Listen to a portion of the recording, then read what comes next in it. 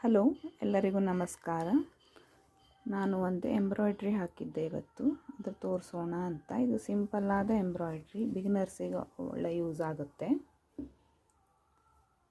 ಇದು ಸಾರಿನೂ same colour ಇರೋದ್ರಿಂದ ಸ್ವಲ್ಪ ಡಾರ್ಕಲ್ಲಿ ಹಾಕಿದ್ದೆ. ಹಾಗೆ ಫ್ರಂಟಲ್ಲಿ ಈ ಥರ ಬಂದು ಸ್ಲೀವ್ಸಿಗೆ ಕೂಡ ಬಾರ್ಡರ್ ಲೈನಲ್ಲಿ ಕೊಟ್ಟು ಹೀಗೆ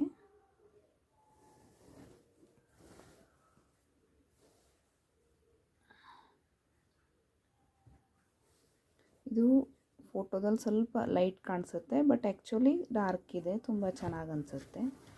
ವಿಡಿಯೋದಲ್ಲಿ ನೋಡಿದರೆ ಸ್ವಲ್ಪ ಲೈಟ್ ಕಾಣ್ಬೋದು. ಇದು ಬ್ಯಾಕ್ ಡಿಸೈನ್.